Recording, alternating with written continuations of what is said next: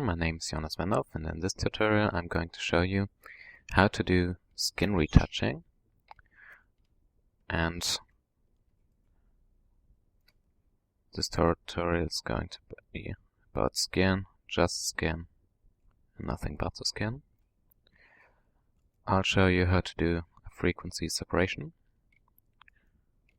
I'll show you dodge and burn, which is probably the greatest part in this video. I'm then going to show you how to do some color correction on your image, how to enhance some details, use some macro level dodge and burn, and finally do another step of color correction, which all involves my supporting layers. So let's start from the basics. I have my original image here, which is a smart object I covered from the raw conversion. As you can see here, these are just some normal adjustments to get the image looking right in the raw converter. And now what I'm going to do first is create a frequency separation. To do this, I'm going to duplicate my layer, rasterize it, and duplicate it again. Name this one high and the bottom one low. What we're going to do now is we're going to deactivate the visibility of the high layer, and I'm going to blur my low layer. For the blurring, most people prefer a Gaussian blur. I like to use the dust and scratches filter because it preserves edges a little better, and so it's not as easy for me to get color spill. I choose a radius that will give me nice soft skin, because I don't want any of the defects or any of the texture to come through.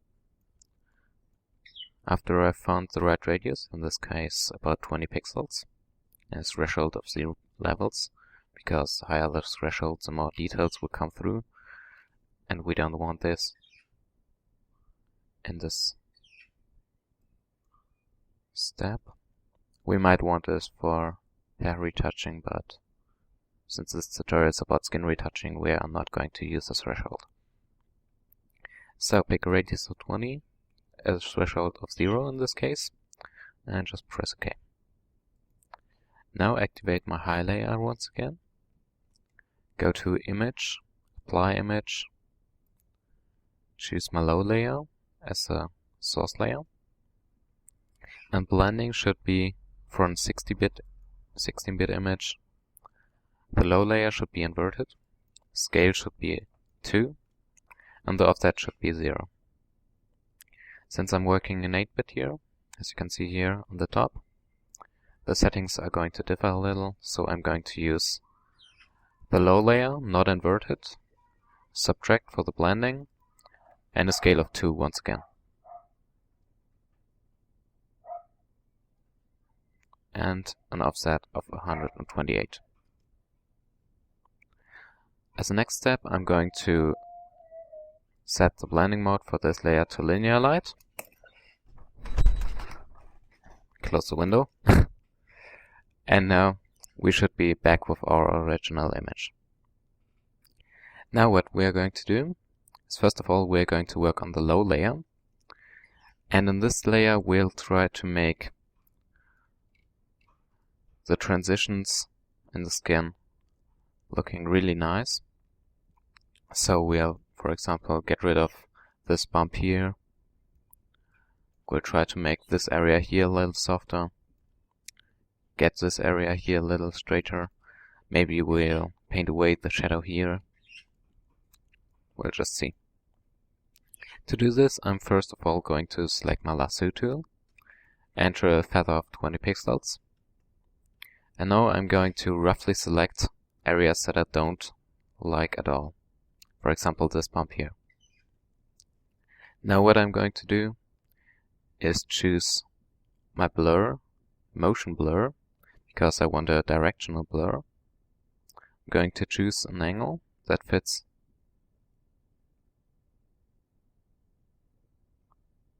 the image. And now I'm going to set up my distance so that we don't get any color spill and still get rid of the blemish. I'm going to do the same with a little Gaussian blur. To reapply the same blur, I'm going to hit Command or Control F. And this way we're just going to selectively go around the image and get rid of some of the blemishes. Might as well use surface blur, but this might be overkill for this image.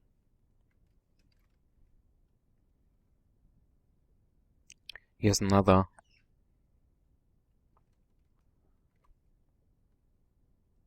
nice way to show you the benefits of the motion blur, because in this case, if we were to set up the original Gaussian blur, you can see that there's a little color spill from the background to the layer. And because we don't want that, we're just going to use an angles motion blur, which will get rid of most of the blemish. And now we can get along with a much softer Gaussian blur. In that way we don't have any spill in our image. Now use this to get around your image.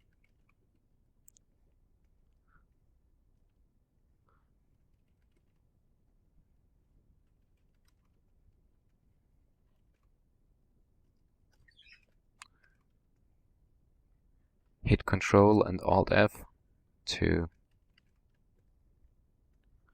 reselect the radius you want to use for the last filter you applied, if you have to. In most cases you can just reapply the same radius 1 or 2 times and it will work, as long as you didn't choose a radius that was way too high. And now I'm going to recheck my work, zoom out a little. It's always a very good idea to zoom out, because otherwise it's very easy to forget about the whole picture and get a bad side of it.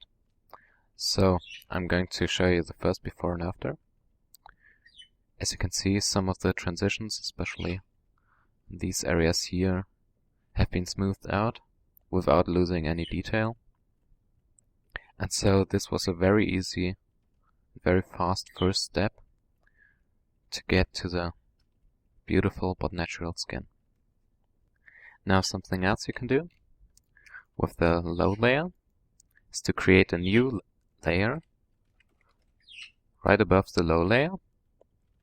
Choose your brush tool for very low opacity and flow. I set mine to 30 and 30 and check the option to give the more pressure I put on my pen, the more opacity is used to put the paint on.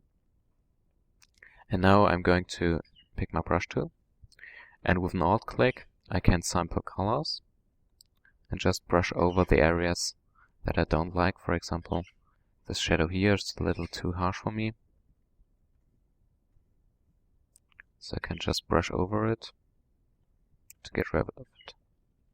Of course it says give me some spells, so I'm just going to press E, get my eraser tool, and now this looks a lot better already.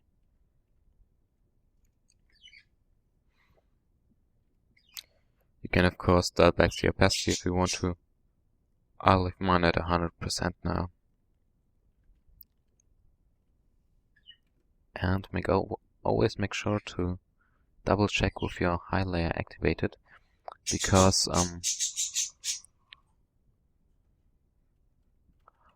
although the dust and scratches tries to preserve some of the edges, it's not perfect at it, and so sometimes we don't see the real edges, and so it's always best to double check with the high layer setup.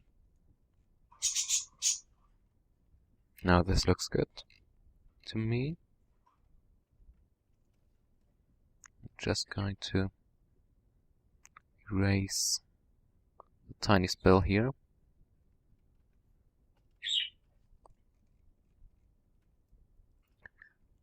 And now we're going to work on the high layer. For this we're going to work with the clone stamp and the healing brush. Both that sample to current layer only, because we don't want to sample from the layers below, because that would give us contamination of the colors.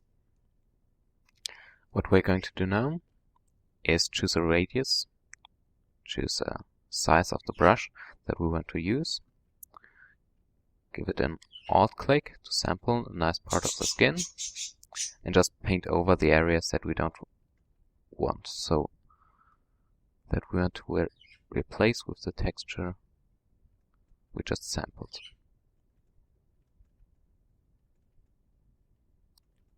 Because we're working with the high layer, the step is simplified a lot, because we don't have to watch out for the tonality as much as we had to without using the split. What's very important though is that you check for the direction of the pores. So for example, as you can see, the pores on her cheek here are pretty different from those above her mouth, and so make sure not to mix and match, because it will look fake however you do it. So I always try to stay pretty close to the area I want to heal, so I don't get two different kinds of pores added together.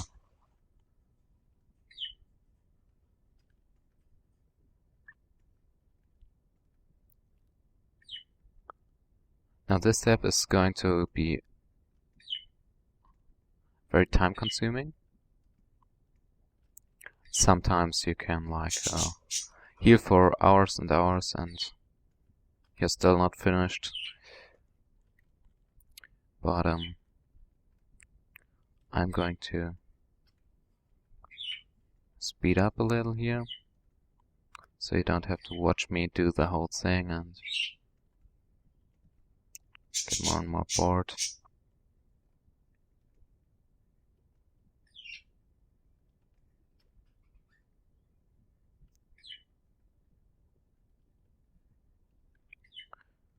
So what I'm trying to do in areas like this here is to unify. I don't want to remove all of the texture. I just want the texture to be uniform, because when the texture is uniform, the eye isn't going to stop on this area. So I always have my eye floating around the image, and if it stops at any point that I don't want it to stop, I'm going to get rid of it.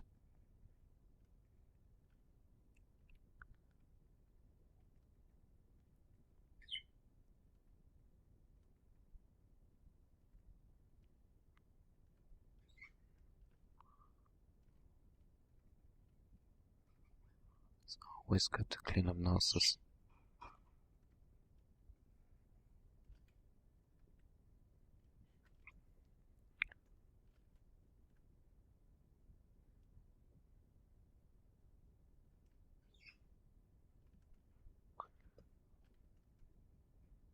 You might also have noticed that my brush is set up angled and with less roundness than you might expect.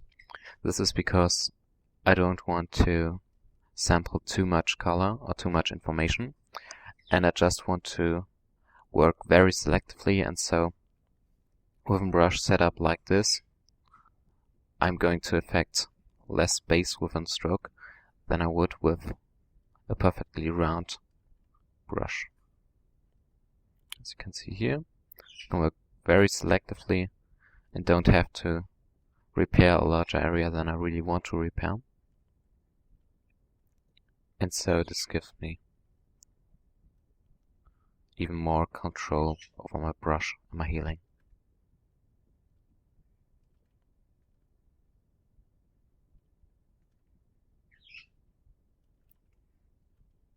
In areas like these, where you can see that there's, for example, a little hair on the transition, just pick an edge area near it, move your cursor over the area you want to heal, and then release, and the healing brush will automatically detect the edge and not spill the colors all around.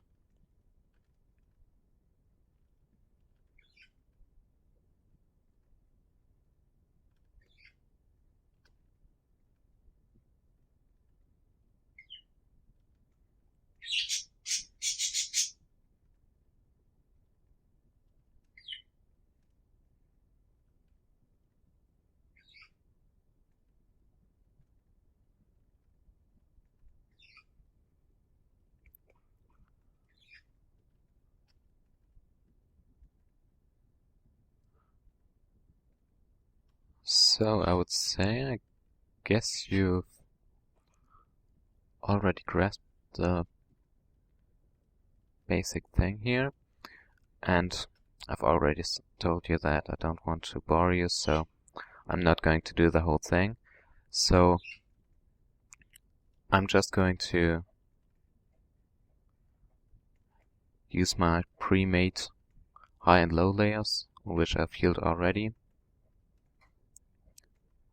and we'll continue from then on to the dodging and burning process.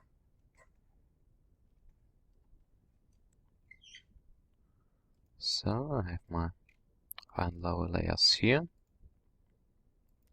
As you can see, all I did was some cleanup here as well.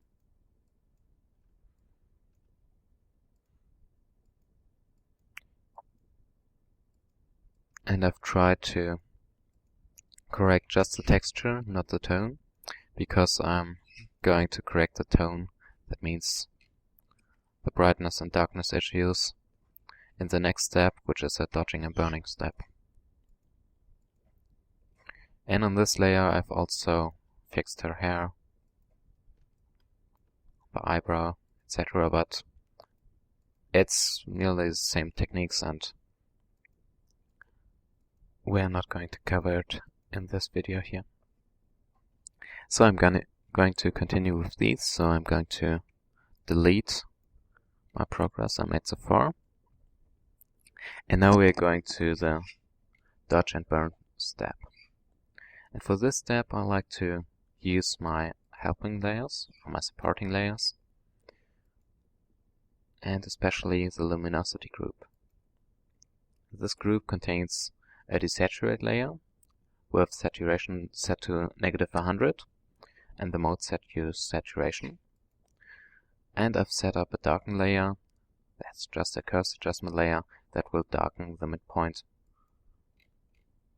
and therefore give me a little more contrast with my layer. Now I'm going to create a new dodge and burn layer, clip it to the high layer, and use blending mode of soft light filled with the neutral color 50% gray.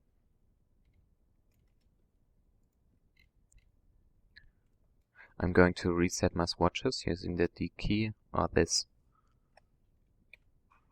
little icon here. Set up my brush so that it's really small. Set up my opacity to 20 and 20 for starters. And remember that I still have the pen pressure set on.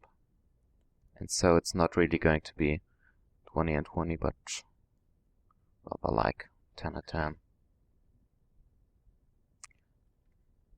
So the main thing is that you use a really low setting or really low pressure.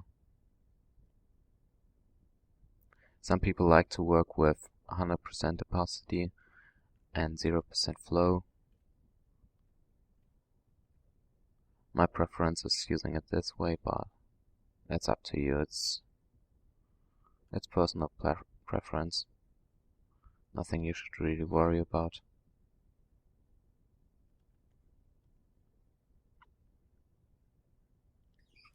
So what I'm doing here is just once again trying to unify the skin.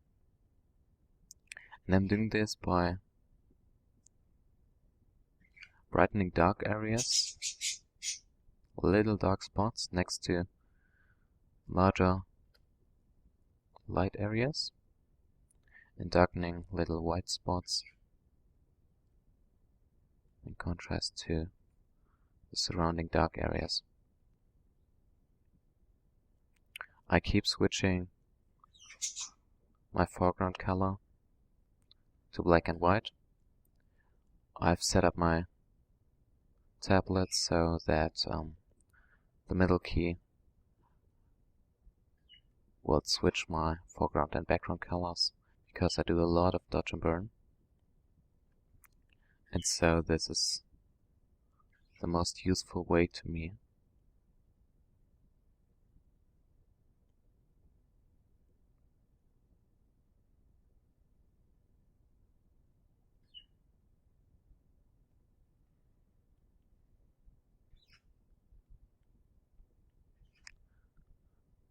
Now the dodge and burn process, as I told you in the beginning, is going to be the greatest part in this retouch, and it's going to take the longest, because with dodge and burn you just have the most control and you can do almost everything with it. And so I like to do this and dodge and burn my images to perfection.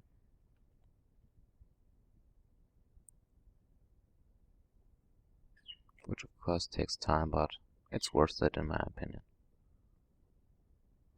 And of course you don't have to go into too much detail if you want to. You can work faster. Dodge and burn is not a technique that you have to use to perfection. You may just do a 50-minute dodge and burn and it will still look better than any filter you might use.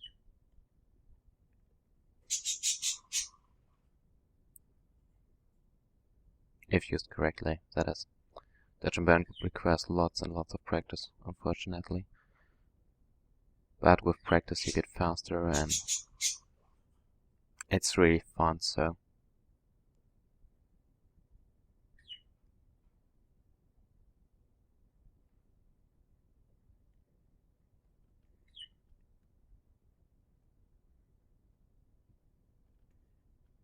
You might also notice that I'm always switching places and always going from one area to another, not working continuously. That is because sometimes when you get time pressure and you've just worked out one area to perfection, it's impossible to correct the other areas, and so I'll rather do an overall perfect looking picture with uniform quality of the skin work, which will look much more natural in the instance.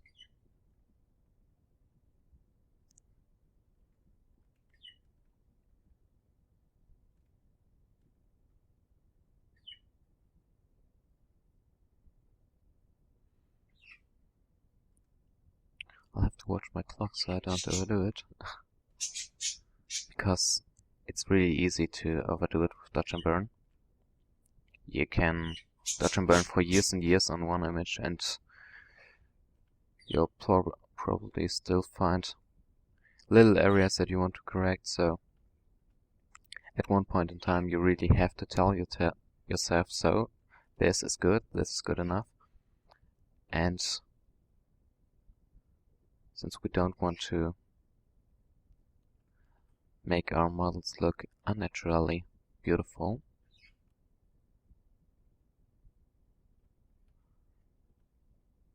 It's always a good idea to step earlier than too late.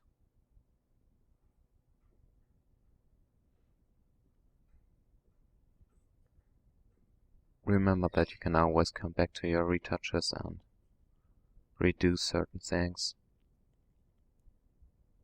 or add a little more dodge and burn, or color correct one area.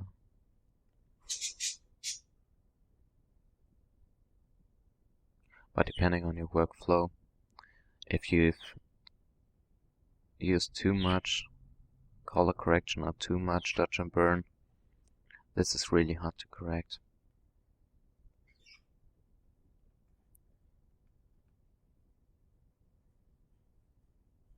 It requires lots and lots of changes.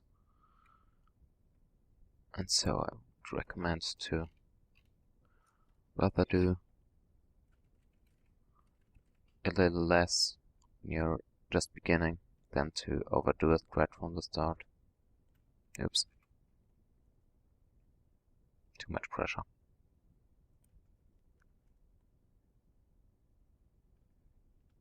This area here is a little more difficult, so I'm going to zoom in a little.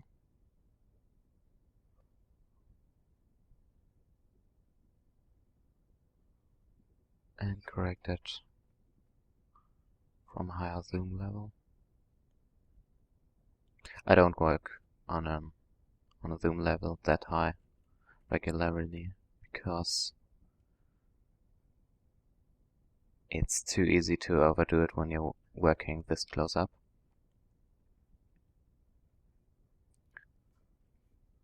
Because it's not all that easy to differentiate between pores and damage when you're just seeing a big area of light and dark pixels. And so I always recommend to step back, sometimes pause a little in your retouches, maybe zoom out a little from your retouch, see the full picture. Is it looking better? Is it looking worse? In this case, I think it's looking better.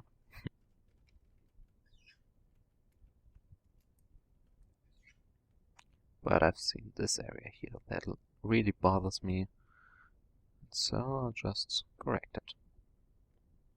And this is really the way I work, so I sometimes zoom out, check the full picture, see an area that still bothers me, and correct it. Then zoom out again, see if there's other areas, and correct them. Of course, if you can see the areas at the zoom ratio you're currently in, it's better to correct them than always having to zoom out, but zooming out can really help your process and seeing which areas still need dodging and burning.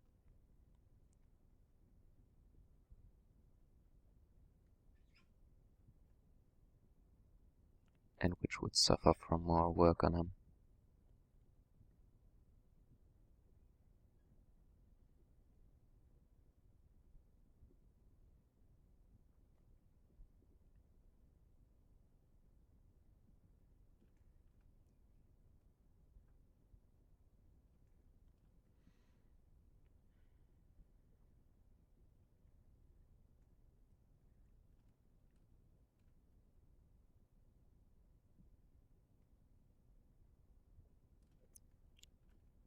Now, one more important thing is that in this step I'm not going to work on the overall transitions between light and shadow, so I'm just correcting damage here. The correction of the transitions is going to be done in another step. I always like to keep them separate because sometimes I like to blur my dodge and burn layers, or change the opacity settings, and so it would be less comfortable to have both the macro and the micro level changes on one layer.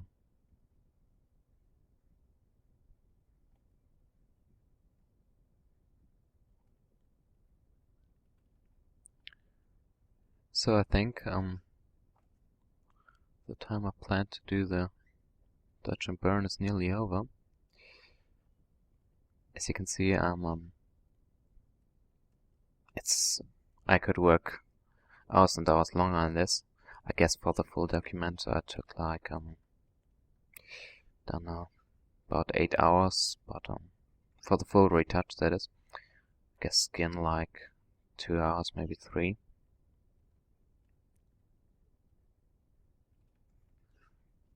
So you can see that this is not going to be perfect in this step, because the time is just too short.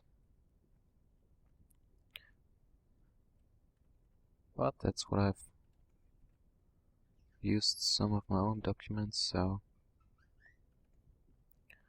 I can show you the final results that I got from a few hours longer of dodging and burning.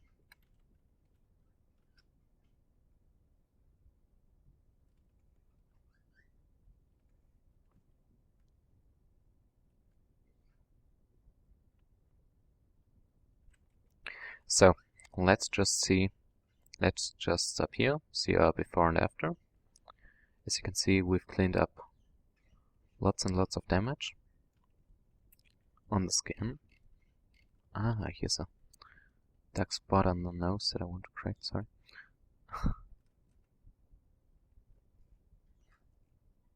I told you it's hard to resist. We could also work on the hands.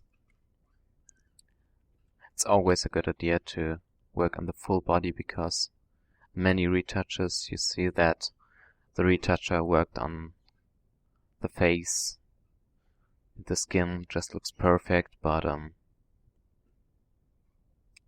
it's a full body shot, and so he didn't work on the chest, or the neck is completely unretouched. And always make sure that you're working on every area of your image and not just selectively on one area, because otherwise it will just look like a fake and a bad retouch. We don't want this to happen. So. Oh, and don't be afraid of Command Z. This saved my life so often, because sometimes you just overdo it. For example, you just put too much pressure on your pen, like I constantly do, and therefore the areas will look a little too dark or a little too bright. And instead of going to the opposite direction and darkening or lightening this area again, in most cases it's just easier to simply hit Command Z and redo the last stroke you did. So our final before and after. Not perfect yet, but a lot better already, in my opinion. So now, this is my final dodge and burn layer. This is what I've done before. As you can see, it's a lot more detailed work, and so. But the basic principle is just the same. You simply go through your image, see what distracts your eye, and dodge it if it's dark, or burn it if it's light. I can show you the very slowly. It looks like that. All the bright strokes are areas that are lightened, all the dark strokes are areas that are darkened.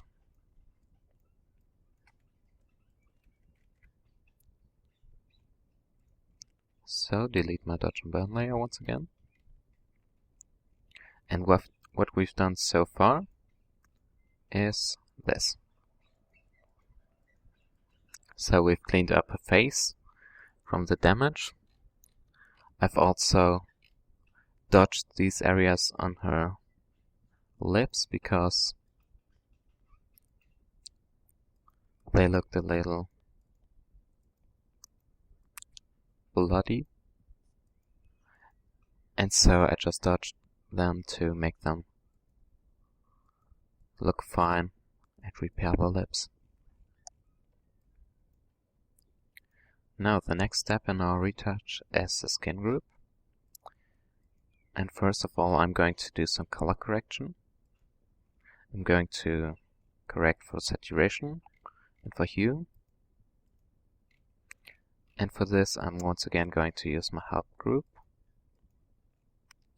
This time not the luminosity, but first of all the saturation group. I know this looks really scary, but trust me, it will help us. First off, I've set up a selective color adjustment layer. Method is set to absolute. And in all the colors, I've set the black to negative 100%. So in the reds, yellows, greens, cyans, blues, magentas, I've set up the black to negative 100%. In the whites, neutrals, and blacks, I've set up the black to plus 100%. What this does for us is give us a map of our saturation in the image. That means areas that are black have no saturation at all. Areas that are white are 100% saturated. To make this a little more obvious for us, I've also set up a lighten levels adjustment layer where I've just set the white point to 140 to bring out the values a little more.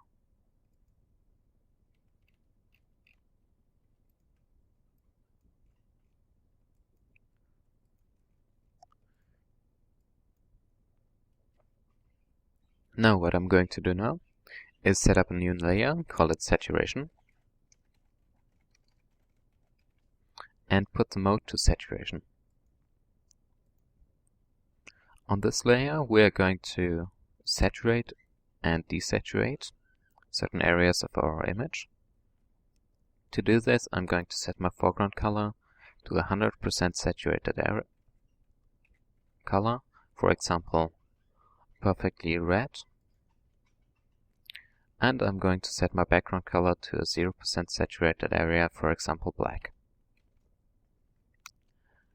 Now with my red, I can saturate areas. So I can lighten areas up within our saturation map. And with black, I can desaturate areas. For example, this area here is a little too bright compared to the rest of the face, and so I'm just going to desaturate it.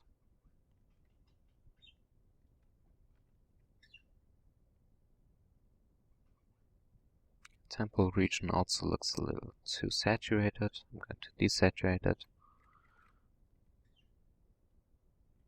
I'm going to use lower opacity and flow because saturation is pretty gentle, and so we don't want to shift it too much. And once again, we're just trying to unify, make nice transitions between the areas of high and low saturation.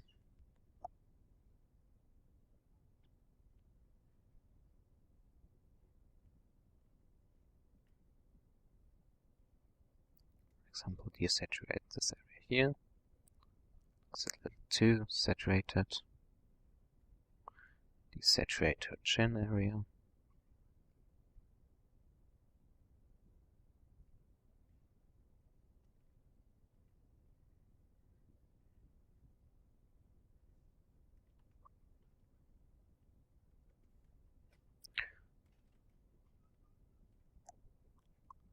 Once again, add a little saturation here. This area is really way too little saturation.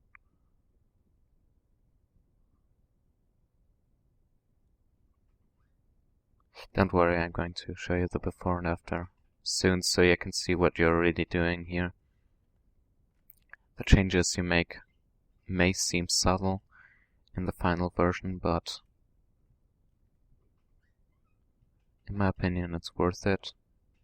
If you've ever seen Amy Dresser's work, you can see that she has a really nice eye for color, and so what she does is a pretty similar process to what we're doing here.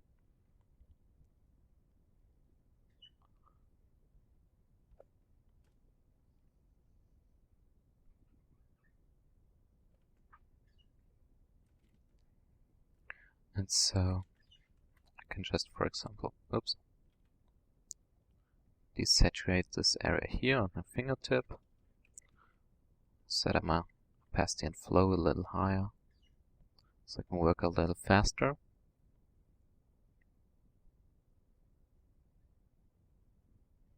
It's always good to work as fast as you can, but not faster, so you really have to know how fast you can go with one step. And you shouldn't take, for example, 2 hours just working on one fingernail. It's simply not worth it, and so I'm always trying to work with the greatest speed that will still give me the results I'm after. And this also means that sometimes I'll just have to get a little higher with my opacity and flow. Not build the map as gradually as I normally would.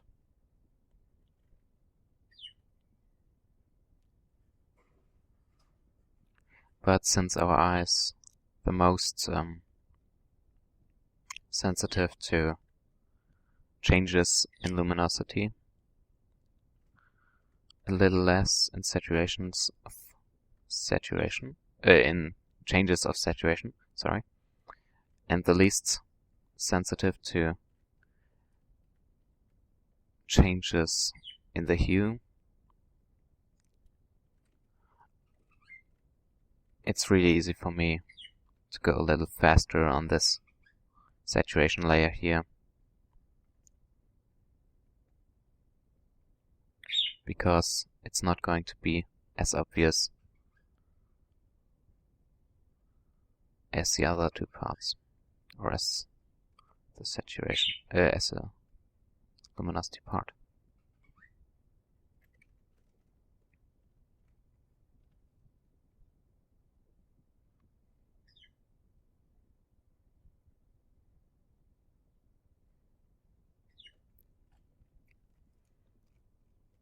So let's see. That looks fairly nice.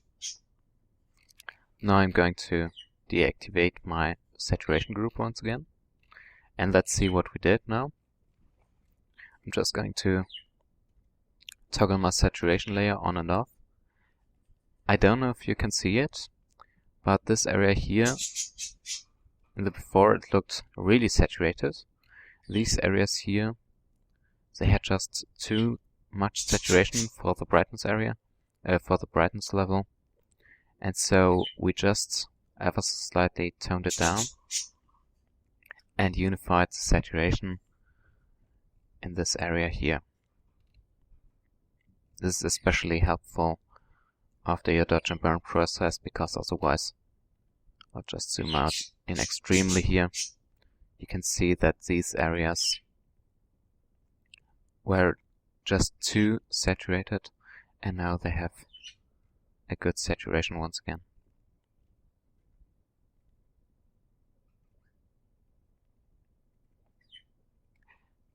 Now I'm going to use my real saturation layer once again. You can see what I did here was nearly the same. So I desaturated some parts, saturated others, just to unify the whole look of the picture and the saturation. Now the next part is to color correct the hue. For this I've once again set up my help layers to give me the hue. Don't worry, this looks gross, but it's going to be helpful anyways.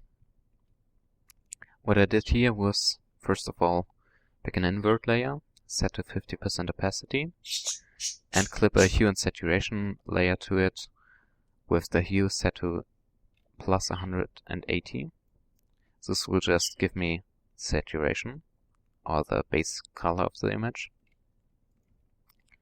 Now I've set up a new layer of 50% saturation. That will just unify the saturation because it's in saturation mode. And I've set up a solar curve right above it that will differentiate the hues a little from each other. And so this makes it really easy for me to see where the hue differs from one area to another and to correct it. So, what I'm going to do here is set up two hue and saturation layers. One called hue -15. I'm going to set the hue to -15, change the mode to hue, and add a black layer mask to it. And another one, hue +15, and I'm going to change the hue to +15 for this one. Now if you want to see which area does what, so which area does lighten or darken the image, just shift click on the masks and you'll see, for example, the hue +15 will make these areas here a little brighter. Hue -15 will make the bright areas a little darker.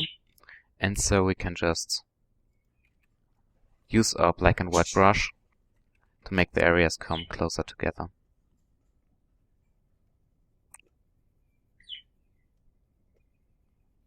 So I'm just going to roughly paint over these areas here.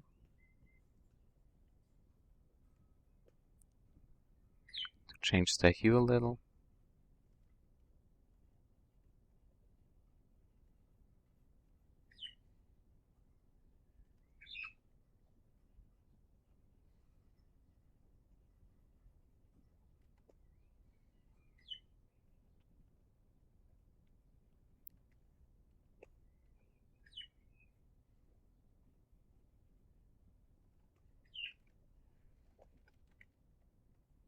Change the hue of the chin. Once again, I'm just trying to unify the skin color. So I'm just going to darken the light areas, lighten the dark areas. Might be a little confusing at first, but you'll soon get the hang of it.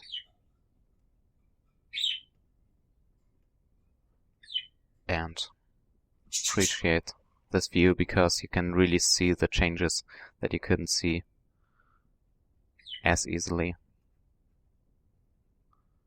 without the supporting layer. As you can see here, for example, the fingertips, they're really green, and so they look really different from the rest of the skin tones. And so to correct this, I'm just going to wrong layer, sorry. Go to my hue +15 layer and paint white over these areas. And so I've easily corrected the hue on the fingertips, and they'll now look closer to the rest of the image.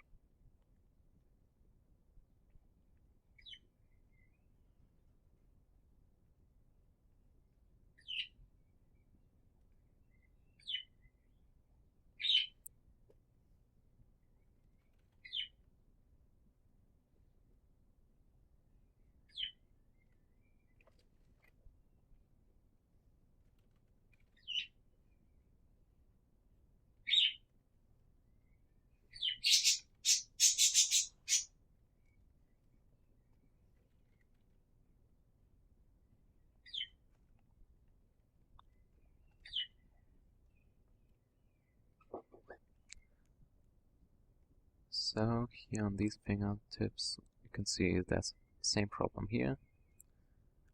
We'll just darken these, make them a little more magenta in this case. Don't worry, they're not really magenta, but it's just a preview that we get here. The supporting layers. Depending on how you set up your layers, your supporting layers, it can also look a little different. That's why I've set up mine in an action, so they'll always look the same, and it's really easy for me to see when I'm going to use which hue shifting layer.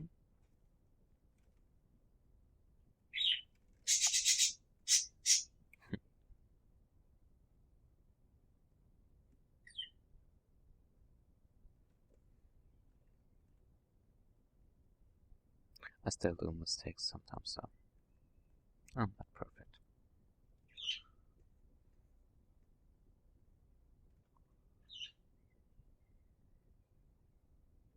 So now I'm going to tackle this area here.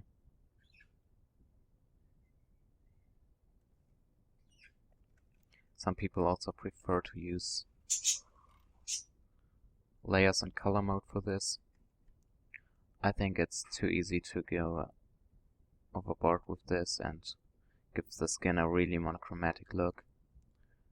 And so this is why I rather use my supporting layers, because I can really fine-tune the skin to perfection if I want to.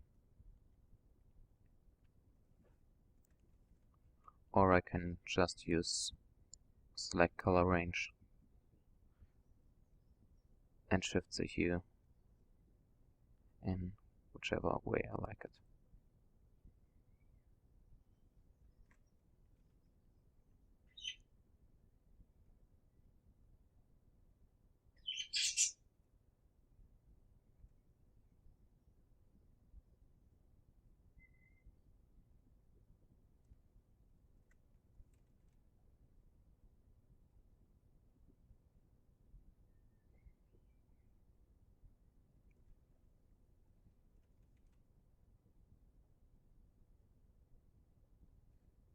Of course, if you don't have the pain the time to,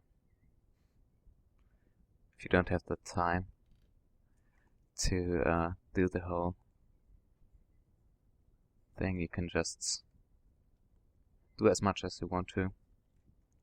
As I've told you earlier with the dodge and burn layers, the dodge and burn is the most important, then the saturation hue is really the least important aspect, and so I'll just call it quits here, after correcting the ear, of course. That's why it's important to zoom out. Let's see. We'll have to shift the hue a little points towards the positive side.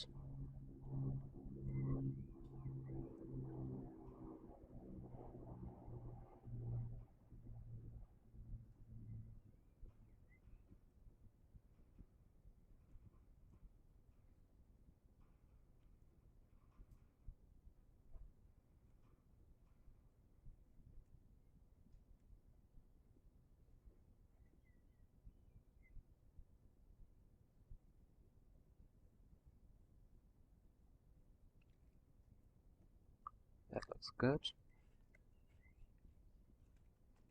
As you can see here, for supporting layers group turned on. Looks like this.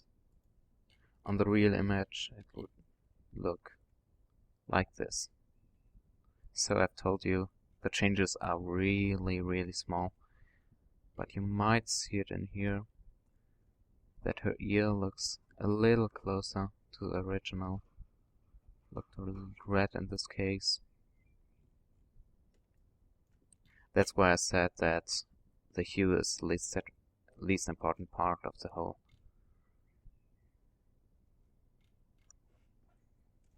thing. And so I've just set up my hue layers here.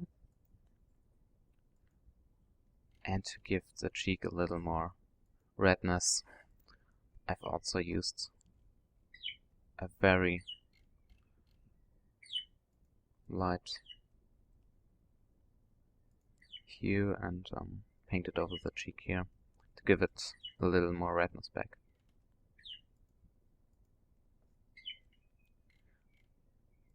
For the next part, I'm going to unify the details in this image. And for this I'm going to first of all create a stamp of all my layers. I'm going to hold down my Alt key and go to Layer, Layer, Merge Visible. I'm going to call this layer Details. Convert it to a smart object using Filter and Convert for Smart Filters. I'm going to use a filter of a high pass on it with a very light radius. I'm just going to see the skin details. For example, 3.5 works fine for this image. And then I'm going to add a little Gaussian blur. 0.5, that works. Clip a levels adjustment layer to it. Call this one Contrast. And we're going to add really much contrast. I'm going to 115 here. And 145 here on this one. So we've basically set it up symmetrical. And now I'm going to desaturate the whole thing because I don't want to introduce any new colors. Don't worry, it's not going to look as cruel as it looks now when we're finished here. Now I'm going to tone the shadows and the highlights according to how they would look in real life. For example, the shadows would look a little on the cold side, highlights on the other side are going to be a little warmer. So we've just toned it ever so slightly. And now I'm going to set my details layer to soft light blending mode. Give it a black layer mask. And now we can just use a fairly low opacity brush to paint in details where we need them. For example, in this area here, I'm going to need a little more details.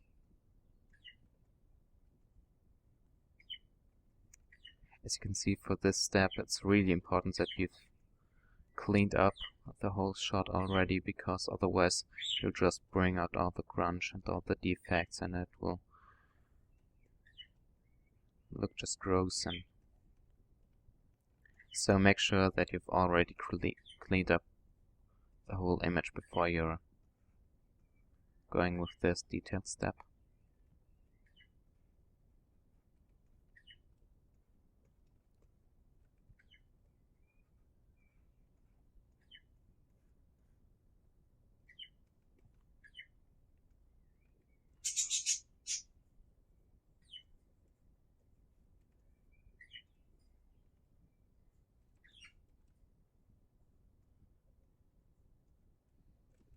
So in the before and after, you can see that we've managed to add a little more detail to these areas. And now it's hardly visible at all, but in beauty, every detail matters, and so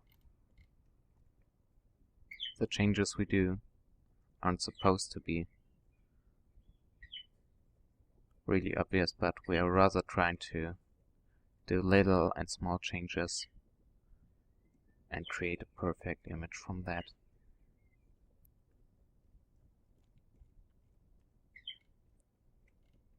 In the final, my details layer looks like this. The mask is a little more sophisticated, so I have worked a little longer on it to really bring out the details. But I've also set down the opacity to 40% because the details layer was a little harsh on this one. And I've once again colorized the shadows and highlights.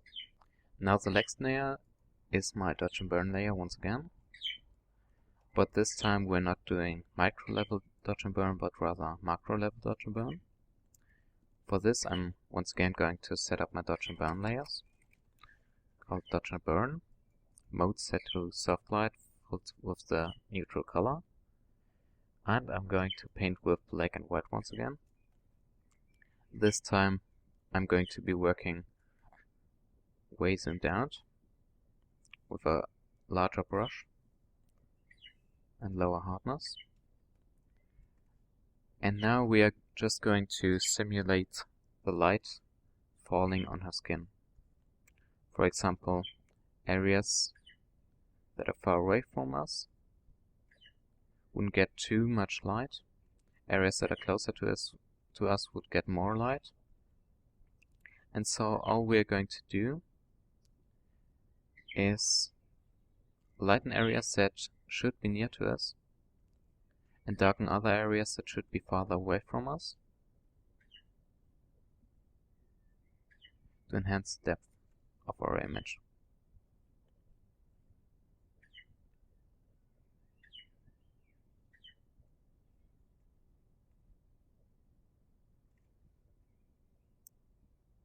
For example, we can slim down her nose by bringing some shadows on the sides of her nose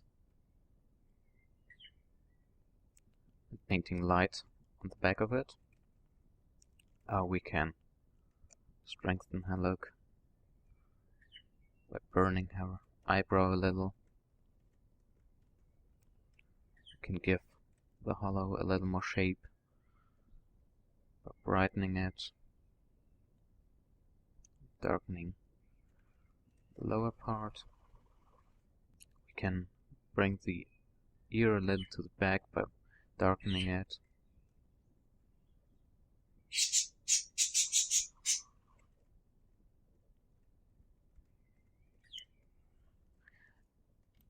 We can add volume to the lips by just darkening the upper part, the lower part, and bringing light to the middle of it. Do the same for the upper lip, just with a little more care. As you can see, now we've brought a little more volume to the lower lip. And we can get rid of this shadow here because it's really distracting from our composition, and so I'll just tone it down.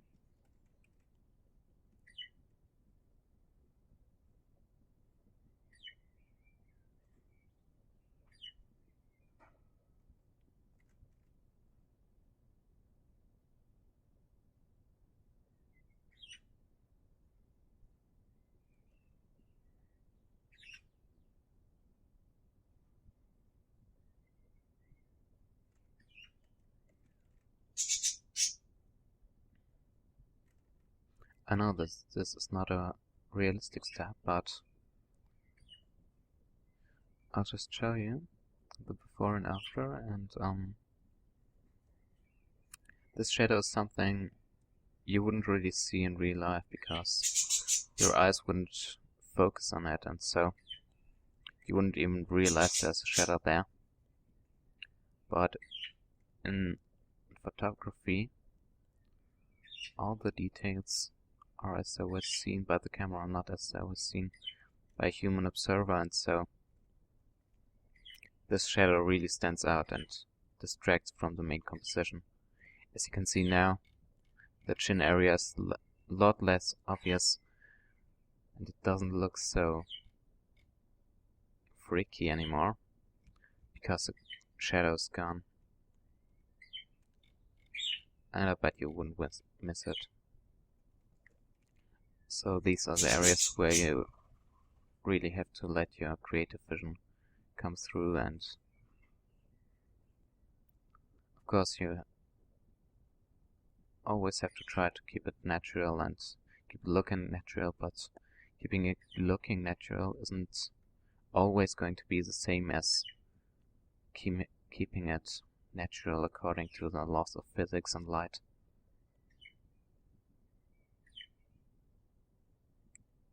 Because we sometimes see things a little different than they really are.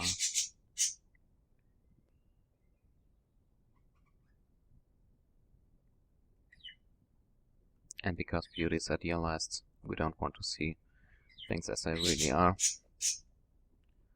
We want to see things as they would have been if they were really perfect.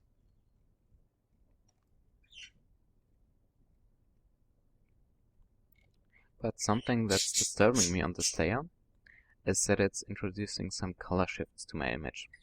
Don't know if you can see it, but for example in this area here, it's shifting the color a little. The ear is getting a little less saturated. And so what I'm going to do for this layer is just set up a luminosity layer underneath, a brightness contrast adjustment layer, which I'm just going to call luminosity. And I'm going to set the mode of it to luminosity as well. Now what I can do is just use my dodge and burn layer, right click on it, and choose create clipping mask. And now what this does is create the soft light, these changes based on the luminosity of this image. So you can see this was the before, this is with the base layer set to normal, and now I've set it to luminosity, and you can see that the color shifts that we just saw in our image are gone. And so we can work a little more freely because we've already corrected the color. We don't want to introduce new color shifts to our image. Now I've set up these as well. As you can see here, I've eradicated this shadow as well and brought some definition to her face because it was a little too flatly lit for my taste, and so I just corrected it. Now the next step I want to do is color correct her hand, and for this I'm once again going to use my supporting layers. I'm first of all going to load the selection I've previously made. This was done using the quick select tool as well as the brush tool.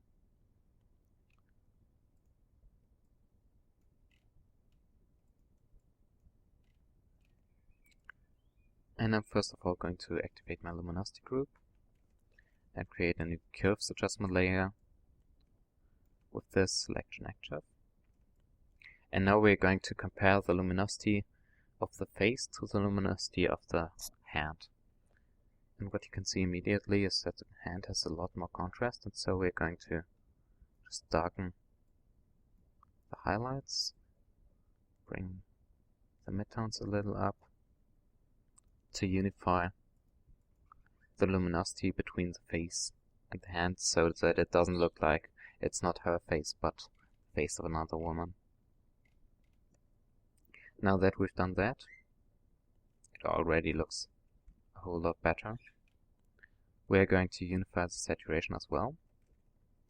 As you can see, the saturation in the hand is a little too low. And because we know that the hand is red, primarily, we're just going to add a little red to it, to add a little saturation to the image, or to the hand. And once again, looking better. Now the last thing we want to do is shift the hue a little. For this we are going to blue channel, just tone it down ever so slightly, because we wanted to introduce some yellow to it. And now as you can see, the hand and the face look much more natural and much closer together, and not like they are from two different persons.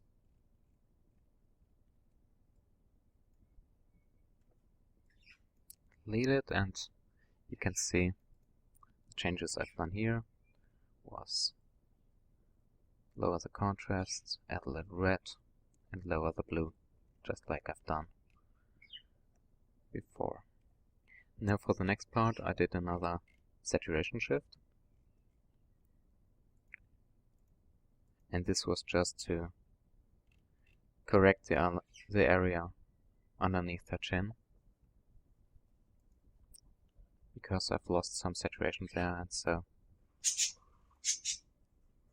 I just color corrected it once again.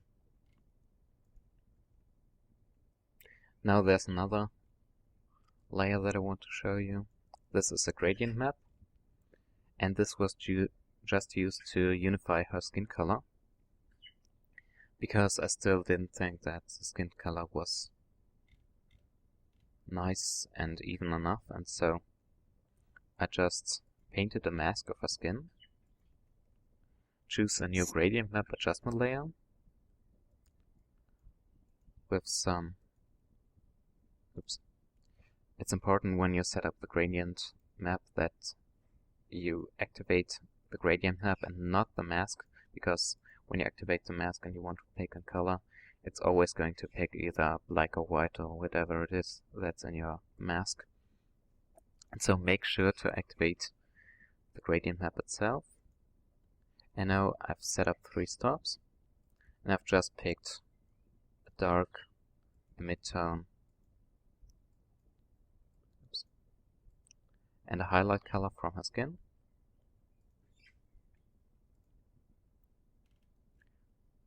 And applied it in color mode at 20% opacity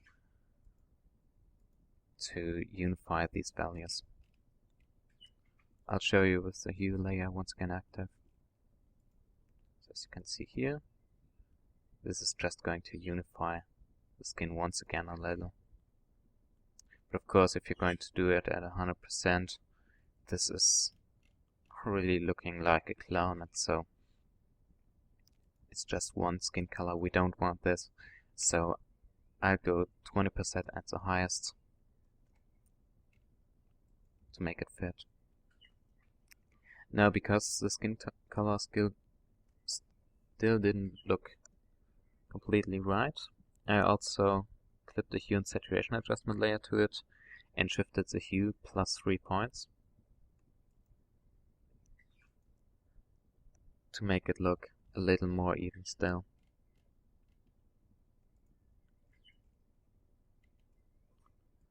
So, now for my final control, I'm going to toggle the visibility of the layers, zoom out, see if I can see any mistakes, see if I can see areas that I don't like, which is not the case in this retouch, because I've already done it, so this wasn't to be expected. Or I can just activate a solar curve on top of it and see if there are still areas that look blotchy. For example, in the before image you can see all these blotchy areas here and all these pimples, and now in the after version you can't, so this is another way for me to check my final work. And in this case, I'll have to admit that I'm pretty happy with it. So I hope you've enjoyed it, learned a thing or two. If you have any questions left, feel free to email me, jonas_vendorf@web.de, or just Skype me jonasw234. Until then, goodbye.